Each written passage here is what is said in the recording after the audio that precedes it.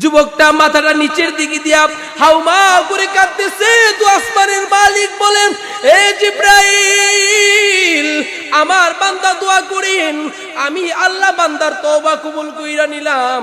কারণ আমি বান্দা তো উম্মতরে বানাইছি, আমি বান্দা তো আমার বান্দারে বানাইছি, আমি আল্লাহ তো আমার বান্দারে বানাইছি, আমি আল্লাহ তো আমার বান্দারে বানাইলাম।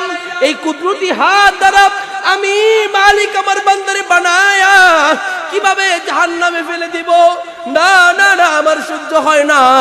আমার বান্দা আমার কাছে দোয়া করে, যা যা আমি আল্লাহ তোরে মাফ করে দিলাম, যা যা আমি আল্লাহ তোরে মাফ করে দিব। আল্লাহু আকবার, আরো জোরে বলেন আল্লাহু আকবার। হযরত মূসা আলাইহিস সালাম এবার দেখতেছেন আকাশ থেকে বৃষ্টি বর্ষণ হচ্ছে। এবার মূসা আলাইহিস সালাম আল্লাহকে বলতেছে, আল্লাহ, এতক্ষণ পর্যন্ত বৃষ্টি দিবা না বলছো, তাহলে এখন কেন বৃষ্টি দিলা? কোন গুনাহগার তো উঠা যায় না, আমি দেখি নাই। হযরত মূসা আলাইহিস সালামকে আল্লাহ রাব্বুল আলামিন বলে, মূসা, আমি আল্লাহ এমন রহমান,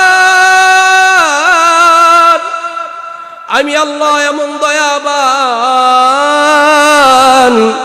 আমার কোন বান্দা যদি 1000 বার গুনাহ কইরা আমি মালিকের কুদরতি কদমে সেজদায় পড়া যায়, তো আমি আল্লাহর রহমতে দরিয়ায় জোশ লাইগা যায়, আমি আল্লাহ বান্দারে ক্ষমা না কইরা পারি না। মুসলমান ভাইরা আমার, এবার ওই সাহাবী নবী করিম সাল্লাল্লাহু আলাইহি ওয়াসাল্লামকে বলতেছে, নবী গো, ইন্নী কদ জানাইতা, আমি জিনা করেছি, আপনি আমাকে শাস্তি দেন গো নবী।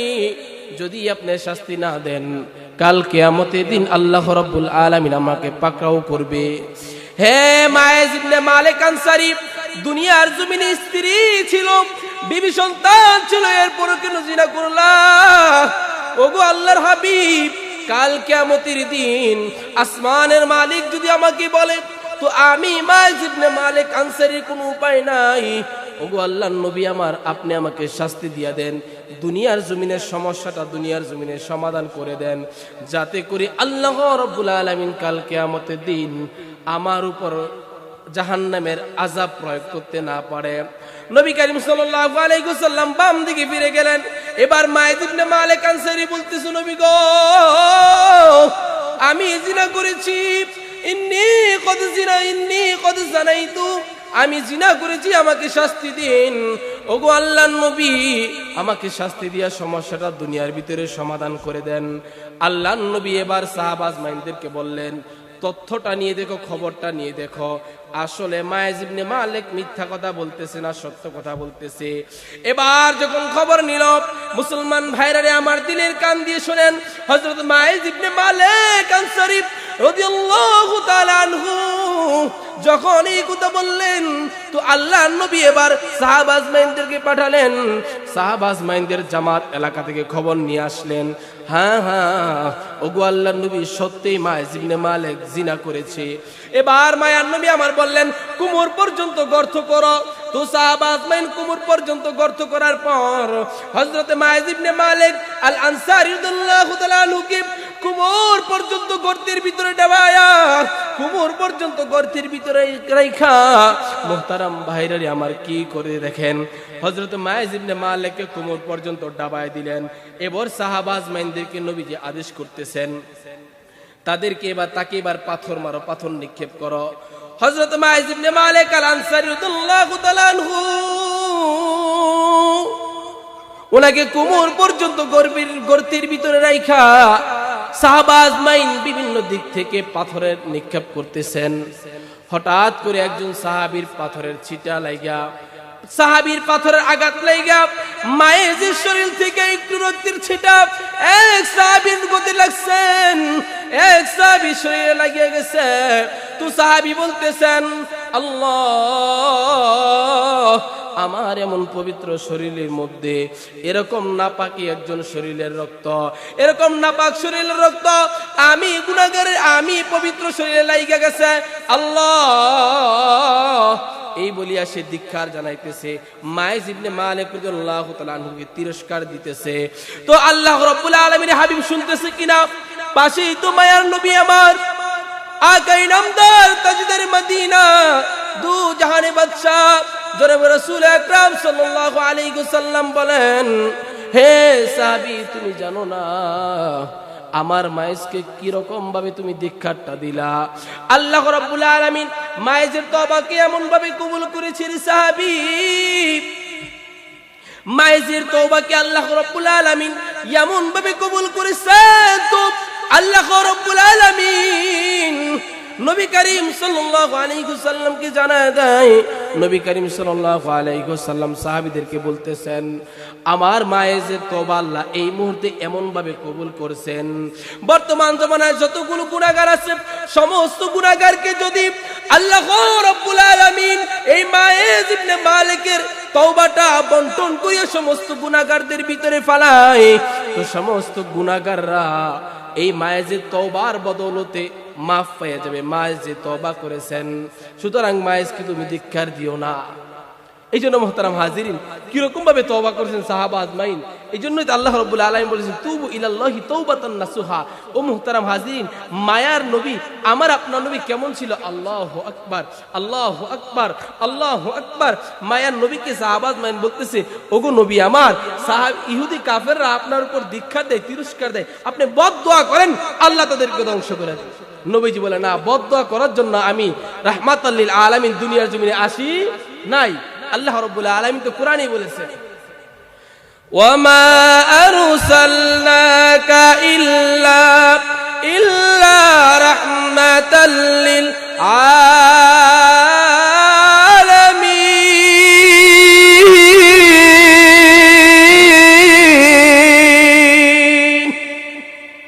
মুহতারাম হাজিরিন, আল্লাহ রাব্বুল আলামিন বলেন, আমার নবীকে আমি দুনিয়ার জমিনে পাঠাইলাম, তো কেমন কইরা পাঠাইছি মায়ার নবীকে আমি আল্লাহ, ওয়া মা আরসালনাকা ইল্লা রাহমাতাল লিল আলামিন, রহমতের আলম হিসেবে আমি আল্লাহ নবীকে পাঠাইলাম।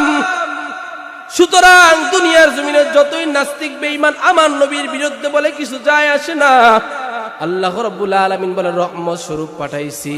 তো কাফেররা বিপরীতে বলে আমার নবী নাকি কবি, আমার নবী নাকি পাগল, বিভিন্ন ভাবে আমার নবীকে তারা তিরস্কার করতে থাকে। আল্লাহ রাব্বুল আলামিন বলে, নবী আমার, আপনার কোনো টেনশন নাই, আমি আল্লাহ আপনার প্রতি আছি, তো আপনার কোনো টেনশন নাই, সমস্যা নাই। আমি আল্লাহ তো তোমাকে রহমত স্বরূপ দুনিয়ার জমিনে পাঠাইলাম, আপনি দাওয়াতের কাজ করতে থাকেন, সাহাবা আজমাইনদেরকে উম্মতে মুহাম্মাদির মধ্যে শিক্ষা দিতে থাকেন, আমি আল্লাহ তাদের কান পর্যন্ত পৌঁছায় দিব। মুহতারাম হাজিরিন, এই জন্য বেশি বেশি তওবা করতে হবে। সাহাবা আজমাইন কিরকম তওবা করেছিলেন, তাবে তাবিন কিরকম তওবা করেছিলেন, আইম্মায়ে মুজতাহিদিন, আকাবিরে আসলাফ, আল্লাহু আকবার, তারা কি তওবা করেছিলেন। আজকে আমার আপনার গুনার তো কোনো খবরই নাই, নাকি? আমার আপনার গুনার কোনো শেষই নাই। আমি আপনি সুযোগ পাইলাম তো গুনাহ করলাম, আর আল্লাহ রাব্বুল আলামিন হাবিবের সাহাবী আকাবিরে আসলাফরা গুনাহ করছে তো সাথে সাথে আল্লাহর কাছে মাফ চাইছে। কথা ঠিক কিনা? মুহতারাম হাজিরিন, হযরত মূসা আলাইহিস সালাতু ওয়াস সালামের জামানায় বৃষ্টি হয় না, সারা দেশে হাহাকার, সমস্ত মানুষগুলা বৃষ্টির জন্য কাঁদেন। মায়ার নবী হযরত মূসা আলাইহিস সালাম বৃষ্টির জন্য আল্লাহর কাছে দোয়া করতেছেন। হযরত মূসা আলাইহিস সালাম বলে, মালিক, তাকা দেখো, মায়ের কোলের শিশুগুলা দুধ পান করে নাই, গৃহপালিত পশুগুলা মাওলা শুকিয়ে যাচ্ছে, জমিনের মধ্যে ফসলাদি হচ্ছে না, মানুষগুলা হাহাকার হয়ে গেছে। তো আল্লাহ রাব্বুল আলামিন বলে, মূসা, আমি আল্লাহ ততক্ষণ পর্যন্ত বৃষ্টি দিব না যতক্ষণ পর্যন্ত না এমন একজন বান্দা মজলিসের ভিতরে আছে, আমি আল্লাহ তাআলা 40 বছর যাবত খাওয়াইতেছি, সে আমি আল্লাহর বিপরীতে 40 বছর যাবত গুনাহ করতেছে, 40 বছর যাবত গুনাহ করতেছে রে মূসা। এমন একজন যুবককে আমি মালিক খাওয়াই, আর এই পাপীটা মজলিসের ভিতরে আছে, তো আমি আল্লাহ ততক্ষণ পর্যন্ত তওবা কবুল করব, দোয়া কবুল করব না যতক্ষণ পর্যন্ত এই গুনাহগার মজলিসের ভিতরে থাকবে। সুতরাং গুনাহগারকে উঠায় দাও, আমি আল্লাহ তওবা কবুল করব। এবার মুসা আলাইহিস সালাম এলান করে দিলেন, কে কোথায় আছো?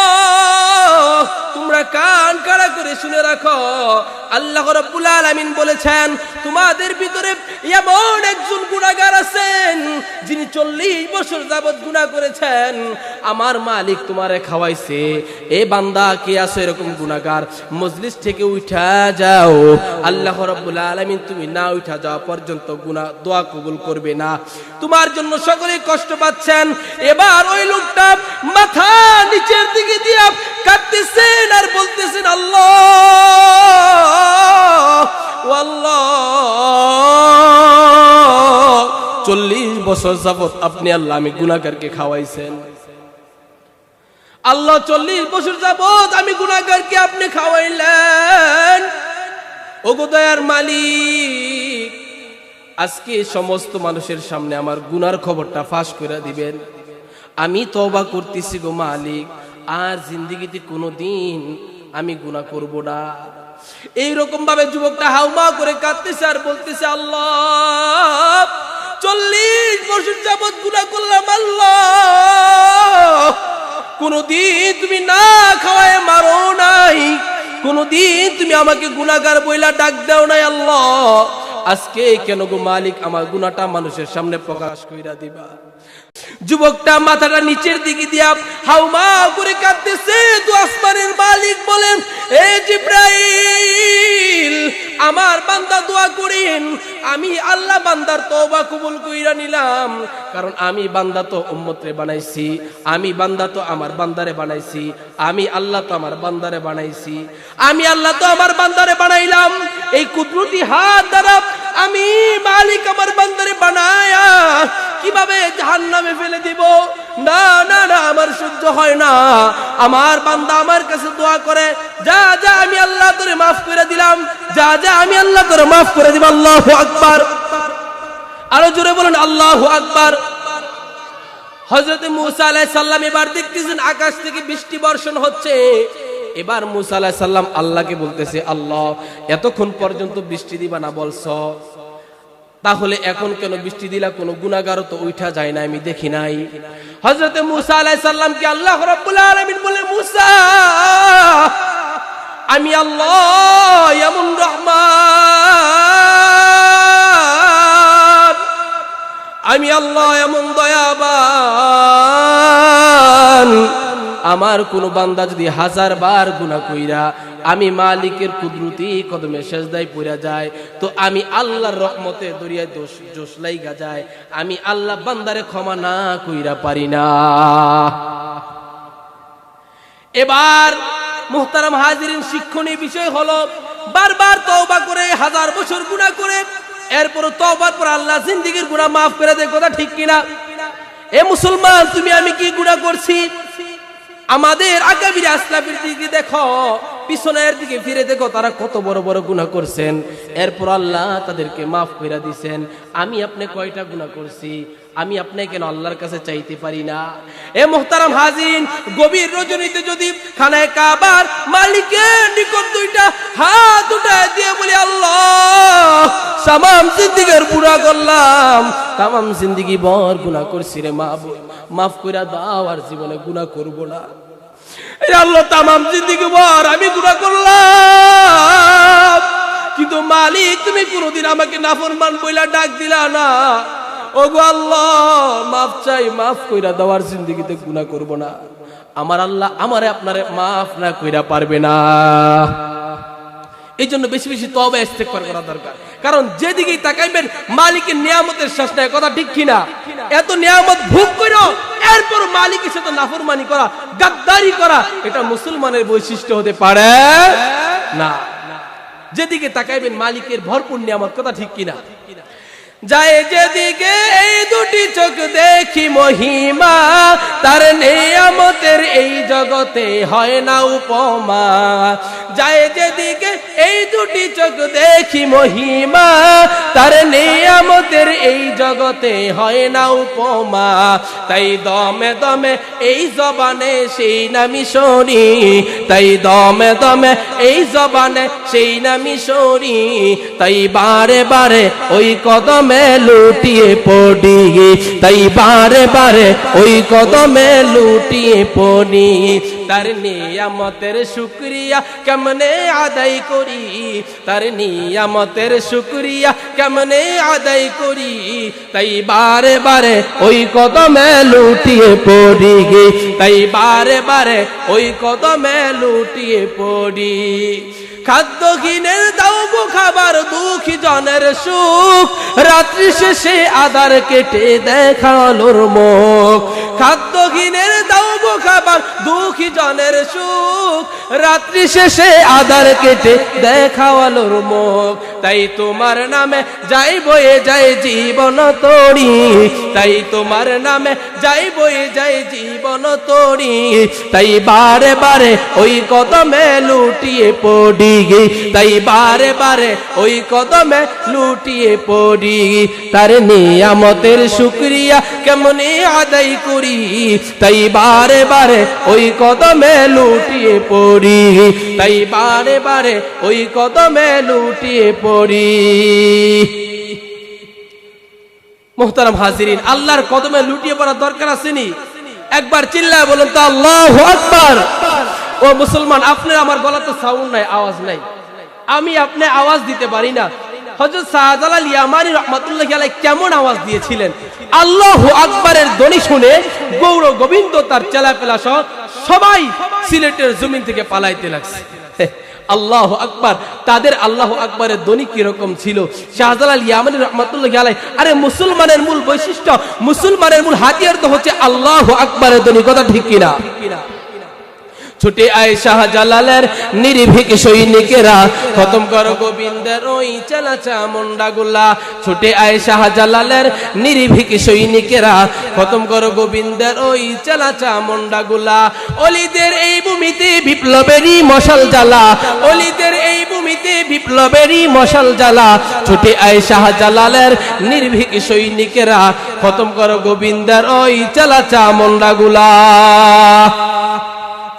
শাহজালালের স্বপ্ন ছিল আল কোরআনের জ্বলবে আলো, শাহজালালের স্বপ্ন ছিল আল কোরআনের জ্বলবে আলো। সেই আলো ছড়িয়ে দিতে, সেই আলো ছড়িয়ে দিতে বিপ্লবেরই মশাল জ্বালা। ছুটে আয় শাহজালালের নির্ভীক সৈনিকেরা, খতম করো গোবিন্দের ওই চালাচা মুন্ডাগুলা। ছুটে আয় শাহজালালের নির্ভীক সৈনিকেরা, খতম করো গোবিন্দের ওই চালাচা মুন্ডাগুলা, কথা ঠিক কিনা? মুসলমান, আজকে আমরা সুযোগ দেই, এই জন্য মুসলমানের উপর ইহুদি নাস্তিকরা হাত বাড়ায়, কথা ঠিক কিনা? আজকে ফিলিস্তিনের ভিতরে তাকায় দেখেন, ইসরায়েলের এই মুনাফিকরা, ইহুদিরা আমার আপনার মুসলমান ভাইয়ের উপর আঘাত করতেছে। ও মুসলমান, মায়ের বুক থেকে সন্তানকে কেড়ে নিচ্ছে, বাবার বুক থেকে ছেলেকে কেড়ে নিচ্ছে, ভাইয়ের কাছ থেকে ভাইকে কেড়ে নিচ্ছে। আল্লাহ! ও মুসলমান, হৃদয় বিদারক ঘটনা। 7 থেকে 8 বছরের বয়স হবে, সম দুজন ভাই সমবয়সী, এক ভাই মারা যাচ্ছে কালিমার জন্য শহীদ হয়ে, দ্বীনের জন্য শহীদ হয়ে, তো আরেক ভাই পাশে থেকে কালিমার তালকিন দিতেছে, আশহাদু আল্লাহ ইলাহা ইল্লাল্লাহ মুহাম্মাদুর রাসূলুল্লাহ। ও ভাই, কোনো টেনশন নাই, তুমি বড় পারে চলে যাচ্ছ, তো আল্লাহর জন্য চলে যাচ্ছ, ভাই কোনো টেনশন করো না। ও ভাই, কেঁদো না, তুমি আল্লাহর রাস্তায় শহীদ হয়েছ, তুমি ভাই চলতে থাকো, তুমি যাও আল্লাহর জান্নাতে, হাসতে হাসতে শহীদি মর্যাদা পেয়ে আল্লাহর জান্নাতে চলে যাও। ভাই, আমিও তোমার পথে আসতেছি, তুমি আমার জন্য দোয়া করো, আল্লাহ যেন আমাকে শহীদ করেন। আর আমি আপনি সাউন্ড একটু বাড়াই দিন, কমে গেছে ভাই, আমি আপনি এই জন্য ইহুদি নাস্তিকরা আমাদের প্রতি আঙুল তোলার সুযোগ পায়, কথা ঠিক কিনা? এই জন্য মুহতারাম হাজিরিন, দেশটা নর্তকীতে ভরে গিয়েছে। গুনায় গুনায় মানুষ কথায় কথায় গুনাহ করে, মানুষ কদবে কদবে গুনাহ করে, গুনাহকে গুনাই মনে করে না। কথা ঠিক কিনা? বনি ইসরাইলের যুগে এক বুড়া বৃদ্ধ এক লোক ছিল। মিশকাত শরীফের হাদিস, বানানো কোনো কথা না, মিশকাত শরীফের হাদিস। নবী করিম সাল্লাল্লাহু আলাইহি ওয়াসাল্লাম বর্ণনা করেন, বনি ইসরাইলের যুগে একজন ব্যক্তি এমন ছিল তো এমন ছিল, সে সারা জিন্দেগি ভর গুনাহ করতেছে, সারা জিন্দেগি ভর গুনাহ করে করে মৃত্যু শয্যায় শুয়ে যাবে। এমন সময় খেয়াল হলো, তামাম জিন্দেগি ভর তো গুনাহ করলাম, এখন কি করব? এখন তো কিছু একটা করা দরকার। যদি মারা যাই, যদি চলে যাই, তো আল্লাহ জাহান্নামে দিয়ে দিবে। কি করব? মৃত্যুর ভয়ন্তরে ঢুকে গেছে। মুহতারাম হাজিরিন, এবার দেখুন কি করলেন। এবার ওই ব্যক্তিটা আসমানের মালিকের নিকট ভয় পায়া কাঁদতেছে আর তওবা করতেছেন। সন্তানদেরকে ডাইকে বলতেছেন, সন্তানেরা আমার, আমি যখন দুনিয়ার জমিন থেকে চলে যাব, তোমরা আমাকে মাটি দিবা না। তো বাবা কি করব? মাটি দিব না। তোমাকে কি এভাবে রাখা যাবে? মানুষ তো গন্ধ শুনে, মানুষ এই পচা গলার গন্ধ শুনে আমাদেরকে গালমন্দ করবে। ওই বিদ্যা ব্যক্তিরা বলতেছে, না না, আমি যখন দুনিয়ার জমিন থেকে চলে যাব, সন্তানরা আমার লাশটা আগুনে পোড়ায়া তার ছাইগুলা দুই ভাগ করে দিবা, এক ভাগ বাতাসে উড়াই দিবা, তো আরেক ভাগ পানিতে ভাসাই দিবা, যাতে আল্লাহ রাব্বুল আলামিনের কাঠগড়ায় আমার না দাঁড়াইতে হয়, আর দাঁড়ায় যাতে স্বীকারোক্তি না দিতে হয়, জবাবদিহিতা না করতে হয়। মুহতারাম হাজিরিন, লক্ষ্য করে দেখুন, ঠিক ঠিক লোকটা মারা গেলেন, তো সন্তানটা বাবার ওসিয়ত অনুযায়ী এবার বাবাকে আগুনে পোড়ায় দিলেন। আগুনে পোড়ায়া বাবাকে ছাইগুলা দুই ভাগ করে এক ভাগ পানিতে ভাসাই দিলেন, আরেক ভাগ বাতাসে উড়াই দিলেন। তো আল্লাহ রাব্বুল আলামিন পানিকে কাদেরের মতলব আল্লাহ রাব্বুল আলামিন বলতেছে, পানি রে, ওই ছাইগুলো একত্রিত হয়ে যা। বাতাসকে আল্লাহ রাব্বুল আলামিন বলতেছে, বাতাস ছাইগুলো একত্রিত করে ফেল। আল্লাহ রাব্বুল আলামিন বাতাস এবং ছাইগুলো একত্রিত কইরা মানব দেহ গঠন কইরা ওই লোকটাকে প্রশ্ন করতেছেন, কেন এমনটা করলা? সারা জিন্দেগি ভর গুনাহ করছো, এখন কেন এমনটা করলাম? তো ওই লোক বলতেছে, আল্লাহ, তামাম জিন্দেগি ভর তোমার গুনাহ করলাম, না জানি কত গুনাহ করছি। আল্লাহ গো, শেষ মুহূর্তে মনে হয়ে গেল জাহান্নামের আগুন বড় ভয়াবহ, আমি সহ্য করতে পারবো না। এই জন্য আমি আমার সন্তানকে এই অনুমতি দিয়ে গেলাম, এই আদেশ দিয়ে গেলাম। আল্লাহ রাব্বুল আলামিন এবার ফেরেশতাদেরকে ডাইকে বলতেছে, সাক্ষী থাক। ফেরেশতারা রে, তোমরা সাক্ষী থেকো, আমার বান্দা অনুতপ্ত হইয়া গুনার কারণে আমি মাওলার কাছে মাফ চাইছে। আমি আল্লাহ এই মুহূর্তে তার জিন্দেগীর গুনাহ খাতা মাফ কইরা দিয়া তাকে জান্নাতবাসী কইরা দিলাম।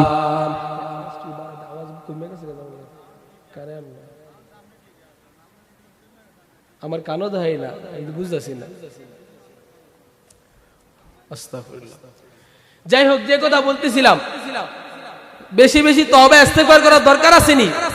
একটু জিকির করি, লা ইলাহা লা ইলাহা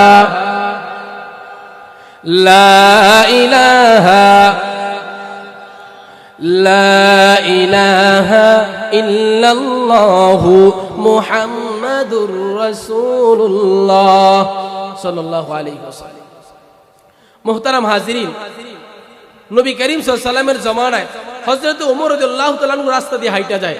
আমরা জানি ওমর রাদিয়াল্লাহু তাআলা আনহু গরম না নরম? ওমর রাদিয়াল্লাহু তাআলা আনহু গরম। এমন একজন গরম ব্যক্তি রাস্তা দিয়ে হাইটা যায়, এক যুবক হাউমাউ করে কাঁদতেছে। তো এবার ওমর রাদিয়াল্লাহু তাআলা আনহু তার কান্নার আওয়াজ শুনে নিজে কাঁদে দিয়েছে। বলতেছে, যুবক তুমি কি গুনাহ করছো? বলে, আমি এত বড় গুনাহ করছি, আমার গুনার কথা কাউকে বলা যাবে না। এত বড় গুনাহ করছি, আমার মাওলা যদি মাফ না করে। তো ওমর রাদিয়াল্লাহু তাআলা আনহু চিন্তা করলেন, এটা আমি সমাধান করতে পারবো না। ওমর রাদিয়াল্লাহু তাআলা আনহু এবার নবী করিম সাল্লাল্লাহু আলাইহি ওয়াসাল্লামের দরবারে এই লোকটাকে নিয়ে গেলেন। নিয়ে গিয়ে বলতেছেন, কি গুনাহ করেছে বলো। নবী করিম সাল্লাল্লাহু আলাইহি ওয়াসাল্লামকে জিজ্ঞাসা করতেছেন। নবী করিম সাল্লাল্লাহু আলাইহি ওয়াসাল্লাম জিজ্ঞাসা করতেছেন, তুমি কি গুনাহ করেছো? ওই ব্যক্তি বলে, আল্লাহ, নবী করিম সাল্লাল্লাহু আলাইহি ওয়াসাল্লাম, আমি এমন গুনাহ করেছি, আমার গুনার কথা বলবার মতো না, জনসম্মুখে মুখ দেখাবার মতো না। এত বড় গুনাহ আমি আল্লাহ, এত বড় গুনাহ আমি বান্দা করেছি। ওগো নবী, আমি এত বড় গুনাহ করেছি, আমার দ্বারা এত বড় গুনাহ হয়ে গেল, এটা কিভাবে সম্ভব? নবী করিম সাল্লাল্লাহু আলাইহি ওয়াসাল্লাম বলেন, তোমার গুনাহ কি আল্লাহর আরশের চাইতে বেশি বড়? ওই যুবক বলে, হ্যাঁ আমার গুনাহ আল্লাহর আরশের চাইতে বেশি বড়। এরপর নবী করিম সাল্লাল্লাহু আলাইহি ওয়াসাল্লাম বলতেছে, তোমার গুনাহ কি আল্লাহর কুরসির চাইতে বেশি বড়? বলে, হ্যাঁ আমার গুনাহ আল্লাহর কুরসির চাইতে বেশি বড়। তুমি কি শিরক করে ফেলেছো? না, শিরকের চাইতে বড় গুনাহ করে ফেলেছি। তুমি কি কাউকে হত্যা করেছো? না, এর চাইতে বেশি বড় গুনাহ করে ফেলেছি। এবার নবী করিম সাল্লাল্লাহু আলাইহি ওয়াসাল্লাম বলতেছে, কি গুনাহ করেছো? গুনাহর বর্ণনা দাও। এবার যুবকটা ডাক দিয়ে বলল, নবী আমার, আমি যুবক, জীবিকা নির্বাহী করতাম, আমার কর্মসংস্থা ছিল আমি মৃত ব্যক্তিদের কাফন চুরি কইরা বাজারে বিক্রি করতাম। আমার কর্ম ছিল আমি মৃত ব্যক্তিদের কাফন চুরি কইরা বাজারে বিক্রি করতাম, আর এই টাকা দিয়ে আমি আমার জীবন চালাইতাম, আমার সন্তানাদিকে নিয়ে চলাফেরা করতাম। তো মায়ার নবী আমার, আমি শুনলাম একবার আরবের ভিতরে একজন সুন্দর রমণী মারা গিয়েছেন। এমন সুন্দর রমণী মারা গিয়েছেন আমি শুনতে পাইলাম। তো এবার কবরের পাশে দাঁড়ায় আমি ওই কবরের ভিতরে ঢুকলাম। ওই সুন্দরী রমণীর কাছ থেকে আমি কাফনগুলা ছিনা আনলাম, চুরি করলাম। ওগো মায়ার নবী আমার, কাফনগুলা খুইরা ফেলার পর মহিলার দিকে আমার আক্রোশ চলে যায়। আমি আমার আত্মশুদ্ধিকে রক্ষা করতে পারলাম না, আমি আমার বিবেকটাকে বুঝায় রাখতে পারলাম না। এবার আমি ওই মেয়েটার সাথে জিনার মধ্যে লিপ্ত হয়ে গেলাম। জিনা করে যখন চলে আসতেছি, ওগো মায়ার নবী আমার, এমন সময় পিছন থেকে মেয়েটা ডাক দিয়ে বলে, যুবক তুই তো চলে যাচ্ছিস, আমার পরিবারের লোক তো আমাকে আদর কইরা পবিত্র বানায়া সুন্দর কাপড় পরায়া আতর গোলাপ দিয়া স্বাচ্ছন্দ্যময় কইরা আমার পরিবার আমাকে কবরে রাইখা গিয়েছে, কিন্তু তুই আমাকে নাপাক কইরা দিলি। কাল কিয়ামতের দিন আল্লাহ রাব্বুল আলামিনের কাঠগড়ায় আমাকে তো নাপাক অবস্থায় দাঁড়াতে হবে। এ কি করলি, এ কি করলি, এটা কি করলি যুবক? ওগো মায়ার নবী আমার, এই কথা শোনার পর থেকে আমার দুই চোখে ঘুম নাই, শুধু কান্না আর কান্না। আমার বড় ভয় হয় আল্লাহ রাব্বুল আলামিন ওই মেয়েটার দোয়া যদি কবুল কইরা নাই, তো আমার চাইতে গুনাহগার দুনিয়ার জমিনে কেউ নাই। মায়ার নবী বলতেছে আফসোস করে, হায় হায়, এমন গুনাহ বুঝি দুনিয়ার জমিনে মানুষ করতে পারে? না না না, এটা আমার বিশ্বাস হয় না, এমন গুনাহ বুঝি দুনিয়ার জমিনে মানুষ করে। এবার ওই যুবকটা এই কথা শোনার পর দৌড়িয়ে জঙ্গলে চলে গেলেন। জঙ্গলে চলে গিয়া পাহাড়ের গুহায় উঠে কাঁদে, মালিক আমি গুনাহগার, তুমি তো গাফফার, আমি নাফরমান, তুমি তো রহমান। আয় আল্লাহ, তোমার দয়ার সীমা নাই, তোমার মায়ারও সীমা নাই। আয় আল্লাহ, আমি তো গুনাহ কইরা ফেলেছি, দুনিয়ার সবাই আমাকে তাড়াই দিল, কিন্তু মালিক আমি এমন এক দরওয়াজায় আসলাম যে দরওয়াজা থেকে কোনোদিন কেউ খালি হাতে যায় না গো মালিক। আয় আল্লাহ, তুমি আমাকে মাফ কইরা দাও, আর জিন্দেগিতে এমন গুনাহ করব না। যুবকটা কাঁদতেছে। অপর দিক থেকে জিবরাইল আমিন আলাইহিস সালামকে আল্লাহ রাব্বুল আলামিন নবীজির কাছে পাঠালেন। তো জিবরাইল বলতেছে, নবী আমার, মাখলুকের মালিক আপনি না আল্লাহ? বলে, আল্লাহ। আল্লাহ যদি তার কোনো বান্দাকে মাফ করে দেয় আপনার কোনো সমস্যা নেই। মায়ার নবী আমার বলেন, আমি নবীর চাইতে খুশি কেউ হবে না। আল্লাহ যদি তার বান্দারে মাফ করে দেয়। এবার ওই লোকটা, ওই জিবরাইল আলাইহিস সালাম বলতেছেন, যান যান ওই যুবকটাকে ফিরিয়ে নিয়ে আসুন। আল্লাহ তার তওবা করে এই মুহূর্তে জান্নাতের খাতায় তার নাম লেখায় দিছে। এই জন্য মুহতারাম হাজিরিন, দুনিয়ার জমিনে চলাফেরা করতেছি, খুব সমঝদার হওয়া দরকার, খুব বুঝদার হওয়া দরকার। আমার দ্বারানি কোনো ভাই কষ্ট পায়, আমার হাতের দ্বারানি কোনো ভাই কষ্ট পায়, আমার পায়ের দ্বারানি কোনো ভাই কষ্ট পায়, আমার শরীরের অঙ্গ প্রত্যঙ্গ দ্বারানি, আমার দুর্নীতির কারণে নি, আমার সুনীতির কারণে নি কোন ভাই কিরকম ভাবে আমার কাছ থেকে কষ্ট পাচ্ছে, এটা জানার দরকার আসেনি। কি বলবো, সমাজ তো আজকে সমাজ নাই। সমাজের অবস্থা এমন হয়ে গিয়েছে, না যুবকদের কোনো হাল আছে। দেখেন সাহাবা আজমাইন আকাবিরে আসলাফ কেমন ছিল। আল্লাহু আকবার, আল্লাহু আকবার। নবীজির একজন সাহাবী হযরত সাঈদ ইবনে আমেল আল জুমাহি রাদিয়াল্লাহু তাআলা আনহু, আল্লাহু আকবার, কেমন রাষ্ট্রপতি, কেমন বিচারপতি, কেমন সাহাবী ছিলেন। সারা দিনটাকে দুই ভাগে ভাগ করছেন, জীবনটাকে দুই ভাগে ভাগ করছেন, এক ভাগ খালিকের জন্য, আরেক ভাগ মাখলুকের জন্য। আর আমার আপনার সময় থেকে ফেসবুক সময় পায়, ইউটিউব সময় পায়, হোয়াটসঅ্যাপ সময় পায়, ইমো সময় পায়, বন্ধু বান্ধব সময় পায়, মা বাবা ভাই বোন দুনিয়াদারি সব সময় পায়, কিন্তু আমার আল্লাহ একটু সময় কি আমার আপনার কাছ থেকে পানা না? আমরা দেই, ওই মালিক একটু সময় দিতে পারি না। তো মুসলমান কি বলবো? বিদ্যা শিখতেছেন, মুসলমানে দাখিল হয়েছেন, কিন্তু মুসলমানিত্ব তো আমাদের ভিতরে নাই। 5 ওয়াক্ত নামাজ পড়তে পারি না, দুইলে কষ্ট লাগে।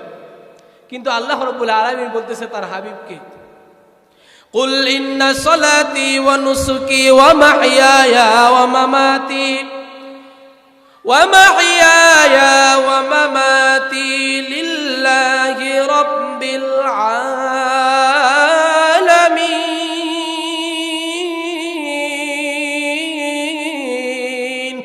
আল্লাহু আকবার বলেন। ও মুহতারাম হাজিরিন, ও গো নবীজি, আমার নামাজ, আমার রোজা, আমার হজ, আমার কুরবানি সব আল্লাহর জন্য। নবীজি বলতেছেন আমি আপনি কি? এই জন্য সমাজকে ঠিক রাখা আমার আপনার উপর জিম্মাদারি, আমার আপনার উপর দায়িত্ব। কি বলবো, মায়ের সন্তানটা স্কুল কলেজ ইউনিভার্সিটি লেখাপড়া করতে যায়, কিন্তু দিন শেষে এমন হয়ে ফিরে মায়ের বুকে তার সন্তান লাশ হয়ে ফিরে। এমন আছে কিনা? হ্যাঁ। কি হবে বেঁচে থেকে, কি হবে বেঁচে থেকে, কি হবে বেঁচে থেকে অযথা বিদ্যা শিখে যদি না গড়তে পারি শোষণবিহীন সমাজটাকে? কি হবে বেঁচে থেকে, কি হবে বেঁচে থেকে, কি হবে বেঁচে থেকে অযথা বিদ্যা শিখে যদি না গড়তে পারি শোষণবিহীন সমাজটাকে? কথা ঠিক কিনা? কি হবে ছাত্র সেজে চুমুকে সনদখানা যদি হয় বিদ্যালয়টা প্রতি তাদের আড্ডাখানা? কি হবে ছাত্র সেজে চুমুকে সনদখানা যদি হয় বিদ্যালয়টা প্রতি তাদের আড্ডাখানা? এর চেয়ে মরাই ভালো, দেশ ছেড়ে যাওয়াই ভালো, এর চেয়ে মরাই ভালো, দেশ ছেড়ে যাওয়াই ভালো। কি হবে বিবেকটাকে ধোঁকা দিয়ে, কি হবে বেঁচে থেকে, কি হবে বেঁচে থেকে, কি হবে বেঁচে থেকে অযথা বিদ্যা শিখে যদি না গড়তে পারি শোষণবিহীন সমাজটাকে?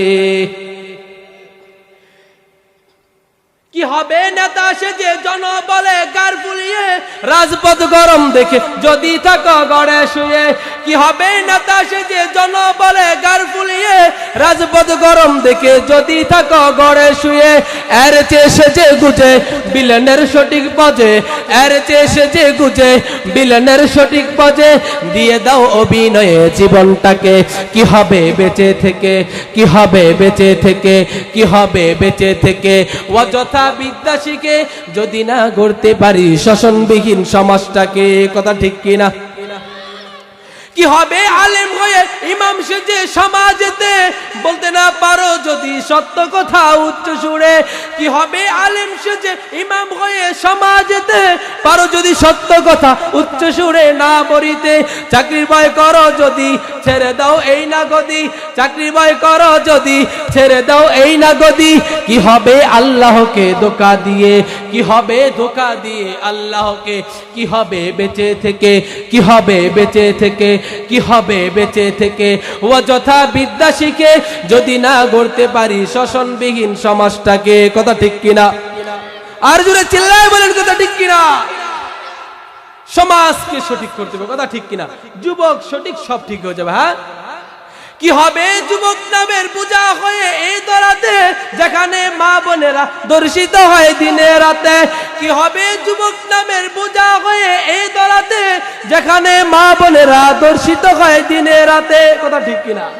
যৌবনের স্বার্থ কথা বুঝিবে সকল ব্যথা, যৌবনের স্বার্থ কথা বুঝিবে সকল ব্যথা। পারো যদি বলি দিতে মানুষরূপী পশুটাকে, পারো যদি বলি দিতে মানুষরূপী পশুটাকে? কি হবে বেঁচে থেকে, কি হবে বেঁচে থেকে, কি হবে বেঁচে থেকে অযথা বিদ্যা শিখে যদি না গড়তে পারো শোষণবিহীন সমাজটাকে? কথা ঠিক কিনা? সমাজকে সঠিক করতে হবে।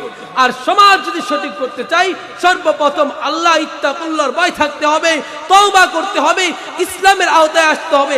আল্লাহ রাব্বুল আলামিন বলেছেন ইয়া আইয়ুহাল্লাযিনা আমানু দুখুলু ফিস-সিলমি কাফা, তোমরা পরিপূর্ণভাবে ইসলামের ভিতরে দাখিল হও। হে মুমিন বান্দা বান্দিগণ, পরিপূর্ণভাবে দাখিল হও।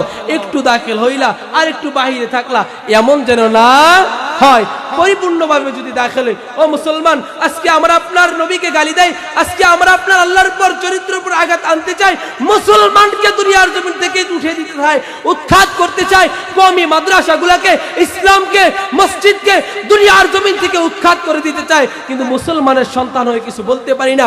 স্পষ্ট করুন ওই নাস্তিকদের প্রতি, যারা ইসলামের উপর আঘাত আনতে চায়, যারা কওমি অঙ্গনগুলা রক্তে রঞ্জিত করতে চায়, যারা আমার মায়ের পক্ষে খালি করতে চায়, স্পষ্ট ঘোষণা হলো শরীরের তরুতে যা রক্ত দিয়ে হলো, এই সমস্ত নাস্তিক মুনাফিকদেরকে দুনিয়ার জমিন থেকে উৎখাত করে দিবে, উৎখাত করে দিবে। কথা ঠিক কিনা? কোন নাস্তিকের বাচ্চাকে মুসলমানদের বিরুদ্ধে পায়তারা করার সুযোগ দেওয়া যাবে না। সুযোগ পাইবা তো পাইবা কোথা থেকে? মুসলমান তো সজা। আরে সুযোগ পাইবা তো পাইবা কোথা থেকে? সুযোগের জন্য তো একটা পয়েন্টের প্রয়োজন, পয়েন্ট তো পাইবা না।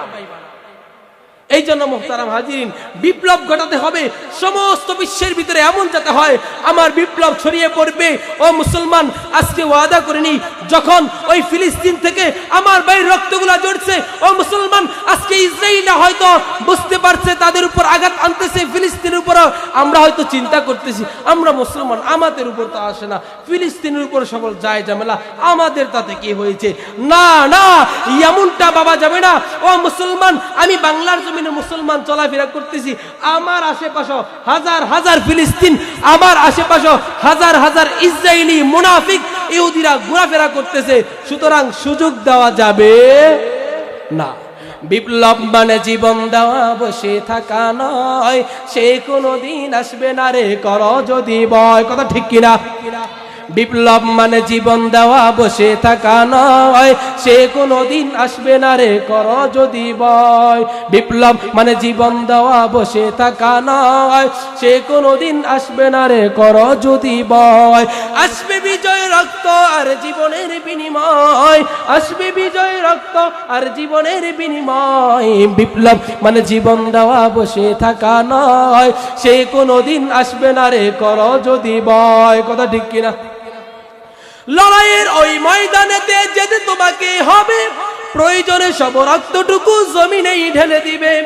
লড়াইয়ের ওই ময়দানেতে যেতে তোমাকে হবে, প্রয়োজনে সব রক্তটুকু জমিনেই ঢেলে দিবে। তবুও তোমায় লড়তেই হবে, মানিবে না পরাজয়, তবুও তোমায় লড়তেই হবে, মানিবে না পরাজয়। বিপ্লব মানে জীবন দেওয়া, বসে থাকা নয়, সে কোনদিন আসবে না রে কর যদি ভয়। বিপ্লব মানে জীবন দেওয়া, বসে থাকা নয়, সে কোনদিন আসবে না রে কর যদি ভয়। কথা ঠিক কিনা? শাসনের নামে কেউ বা বিশ্বে মেহনতি জনতারে ইমানের উপর আঘাত ওরা হানিছে বাড়ে বাড়ে। শাসনের উপর কেউ বা বিশ্বে মেহনতি জনতারে ইমানের উপর আঘাত ওরা হানিছে বাড়ে বাড়ে। প্রতারণার ওই ফাঁদে পড়ে মোরা জীবন করেছি ক্ষয়, প্রতারণার ওই ফাঁদে পড়ে মোরা জীবন করেছি ক্ষয়। বিপ্লব মানে জীবন দেওয়া, বসে থাকা নয়, সে কোনদিন আসবে না রে কর যদি ভয়। বিপ্লব মানে জীবন দেওয়া, বসে থাকা নয়, সে কোনদিন আসবে না রে কর যদি ভয়। কথা ঠিক কিনা? আল্লাহু আকবার বলেন, আরো জোরে চিল্লাবেন আল্লাহু আকবার। সন্দেহ আসেনি? আল্লাহর নাম নিতে কোনো ভয় আছে? আল্লাহর জমিনে, আসমানের নিচে, আল্লাহর জমিনে আল্লাহর নাম চলবে, আল্লাহর আইন চলবে, আল্লাহর কোরআন সুন্নাহ চলবে, আল্লাহর নবীর সুন্নাহ চলবে, আল্লাহর কোরআনের আইন চলবে। তো মুসলমান কিসের ভয়? কিসের ভয় করি আমরা? আল্লাহ যে আছে বিশ্বাস হয়নি আপনাদের? আচ্ছা মানুষ বলো দেখি, রাত্র কেন কালো, সূর্য বলো কোথা হতে পাইল এত আলো। আরে ফুলগুলো নানান রকম কেমন করে হয়, পাতাগুলো সবুজ বটে ফুলের মতো নয়। কথা ঠিক কিনা? সুতরাং রাত যে কালো রেখে দিছে। আচ্ছা মানুষ বলো দেখি, রাত্র কেন কালো, সূর্য বলো কোথা হতে পাইল এত আলো। আরে ফুলগুলো নানান রকম কেমন করে হয়, পাতাগুলো সবুজ বটে ফুলের মতো নয়। সুতরাং আল্লাহ রাব্বুল আলামিনের দুনিয়ার জমিনে যতদিন বেঁচে থাকবো, আল্লাহর কোরআন সুন্নাহর উপর বেঁচে থাকবো। কথা ঠিক কিনা? ও মুসলমান, আমাদের চাইতে ক্ষমতাশীল, আমাদের চাইতে ক্ষমতাদার ব্যক্তি দুনিয়ার জমিনে আসেনি। ফেরাউন ছিল না আমাদের চাইতে ক্ষমতাবান? ফেরাউন কি আমাদের চাইতে ক্ষমতাবান ছিল না? হ্যাঁ? সুতরাং ক্ষমতা থাকলে কি হবে? আল্লাহ রাব্বুল আলামিন বলে সমস্ত ক্ষমতার নাটায়, সমস্ত ক্ষমতার মূল পয়েন্ট কার কাছে? আল্লাহর কাছে। সুতরাং মুহতারাম হাজিরিন, আল্লাহকে ভয় করলে, আল্লাহর কোরআন সুন্নাহ পথে চললে কোন ইহুদি নাস্তিকরা আমাদের উপর আঙুল তোলার চেষ্টা করতে পারবে? এই জন্য মুহতারাম হাজিরিন, সর্বদাই সদায় আল্লাহর ভয় থাকা দরকার আসেনি। আল্লাহকে কেমন ভয় করতেন? আল্লাহু আকবার, আল্লাহু আকবার, আল্লাহু আকবার। আল্লাহকে কেমন ভয় করতেন? নবী করিম সাল্লাল্লাহু আলাইহি ওয়াসাল্লাম নিজে পর্যন্ত আল্লাহর কাছে দিনে 70 বারের বেশি তওবা করতেন। আল্লাহু আকবার। আমি আপনি কয়বার তওবা করি? সাহাবাজমান কেমন আল্লাহকে ভয় করত? নবীজির একজন সাহাবী হযরত আব্দুল্লাহ আনসারী রাদিয়াল্লাহু তাআলা আনহু, উনি সকলের পিছনে মসজিদে আসে এবং সকলের আগে আগে মসজিদ থেকে চলে যায়। ও মুসলমান, দিলের কান লাগায় শোনো, তোমার আমার জামা কাপড়ের তো অভাব নাই, তোমার আমার ভারী ঘরের তো অভাব নাই, তোমার আমার থাইকার জায়গার তো অভাব নাই, তোমার আমার থাইকার জায়গা তো বিকল্প কোনো রাস্তাই নাই, বিকল্প কোনো শেষই নাই। কিন্তু সাহাবাজ মেয়েদের অবস্থানটা কিরকম ছিল? আব্দুল্লাহ আনসারী রাদিয়াল্লাহু তাআলা আনহু এমন গরিব সাহাবী ছিলেন, মুহতারাম হাজিরিন, সকলের পিছনে মসজিদে আসতেন, সকলের আগে আগে মসজিদ থেকে চলে যাইতেন। সাহাবাজ মেন প্রশ্ন করলো, ইয়া রাসূলুল্লাহ, আব্দুল্লাহ আনসারী সকলের পিছনে মসজিদে আসে, সকলের আগে আগে মসজিদ থেকে চলে যায়, ও মায়ার নবী আমার কেন এমনটা করে? আপনার কিতাবি দর্শে বসতে পারে না, তালিমে বসতে পারে না, ও নবীজি একটু তদারকি করার দরকার আছে। মুহতারাম হাজিরিন, এবার মায়ার নবী আমার হযরতে আব্দুল্লাহ আনসারীর বাড়ির দিকে রওনা। আব্দুল্লাহ আনসারীর বাড়ির পাশে যায় বলে, আব্দুল্লাহ আনসারী, আসসালামু আলাইকুম। ইয়া আব্দুল্লাহ আনসারী। ভিতর থেকে কোনো আওয়াজ আসে না। এবার আব্দুল্লাহ আনসারী রাদিয়াল্লাহু তাআলা আনহু ভিতরে বসে আছেন, তো কোনো আওয়াজ দেয় না। মায়ার নবী আবার বলতেছেন, সাহাবীরা রে, আমার মনে হয় আব্দুল্লাহ আনসারী ঘরের ভিতরে নাই, চলো আমরা চলে যাই, পরে আসবো। সাহাবীরা বলে, না না নবী, আব্দুল্লাহ আনসারী ঘরের ভিতরে আছেন। মায়ার নবী আমার বলে, না, আব্দুল্লাহ আনসারী যদি ঘরের ভিতরে থাকতো, আমি নবীর শব্দ কানে পৌঁছা মারতো, দরজা খুলতো, চলো আমরা চলে যাই। পরবর্তীতে আব্দুল্লাহ আনসারী, মায়া আপনার মুহাব্বত, ওগো মায়ার নবী আমার, আমি আবার দৌড়িয়ে মসজিদ থেকে চলে আসি, আমার পানের বিবি ঘরের ভিতরে বসে আছে, তার কোনো জামা নাই, সে উলঙ্গ অবস্থায়। ওগো মায়ার নবী, আমার ঘরের কর্নারে একটা গর্ত করে রেখেছি, সেই গর্তের ভিতরে আমার বিবি বসে থাকে, আমি আব্দুল্লাহ আনসারী নামাজ পড়তে যাই, নামাজ শেষ করে আবার দৌড়িয়ে চলে আসি গো নবী। ওগো মায়ার নবী আমার, আপনার প্রথম সালামের জবাব আমি আব্দুল্লাহ আনসারী শুনেছি, কিন্তু উত্তর দিতে না পারার কারণ হচ্ছে আমি ওই গর্তের ভিতরে ছিলাম, আমার বিবি নামাজ পড়তেছিল। এবার মায়ার নবী আমার বলেন, কে তোমরা কোথায় আছো গো? আমার আব্দুল্লাহ আনসারীকে একটা জামা দিবা, এমন কোন ব্যক্তি থাকলে বলো, আমি নবী দোয়া করে দেই, আল্লাহ রাব্বুল আলামিন কাল কিয়ামতের দিন তাকে জান্নাতের পোশাক পরিধান করাইবে। এই জন্য মুহতারাম হাজিরিন, বেশি বেশি তওবা করব, বেশি বেশি ইস্তেগফার করব, কথা ঠিক কিনা? ছোট্ট করে একটা গজল গিয়ে শেষ করে দিই, ছোট্ট করে। আপনারা আমার সাথে বলবেন তো ইনশাল্লাহ? আপনারা বললে বলবো, বলবেন তো ইনশাল্লাহ?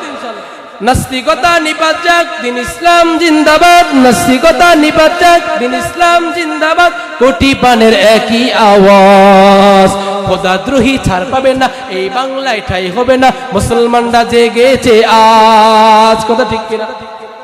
জোর কদমে সামনে চলো, বজ্রকণ্ঠে আওয়াজ তোলো, সবাই মিলে একই তালে দাও না স্লোগান, নারায়ে তাকবীর, নারায়ে তাকবীর, দিন ইসলাম, দিন ইসলাম জিন্দাবাদ, জিন্দাবাদ। ইসলামেরই জন্য দেশের হয়েছে জন্ম, ইসলামের বিরুদ্ধে গেলে দেশ হবে ভিন্ন। ইসলামেরই জন্য দেশের হয়েছে জন্ম, ইসলামের বিরুদ্ধে গেলে দেশ হবে ভিন্ন। ইসলামের বিরুদ্ধে যারা নিয়েছে অবস্থান, এই বাংলায় ঠাই হবে না, যাও হিন্দুস্তান। জোর কদমে সামনে চলো, বজ্রকণ্ঠে আওয়াজ তোলো, সবাই মিলে একই তালে দাও না স্লোগান, নারায়ে তাকবীর, নারায়ে তাকবীর। দিন ইসলাম, দিন ইসলাম জিন্দাবাদ, জিন্দাবাদ। আল্লাহ রাব্বুল আলামিন আমাদেরকে ওয়াজের উপর আমল এবং আলেম হওয়ার তৌফিক দান করুন, সকলে আমিন। যে আলোচনাগুলো করেছি, মূল আলোচনা ছিল তওবা, গুনার ভয়, আল্লাহর প্রতি থাকতে হবে ইনশাআল্লাহ। আল্লাহ রাব্বুল আলামিন আমাকে আপনাকে এলো কথা নিয়ে আলোচনাগুলো গুছিয়ে সাজিয়ে দিলের ভিতরে ঢুকায়া আল্লাহর জান্নাত পর্যন্ত যাওয়ার তৌফিক দান করুন, সকলে বলে আমিন।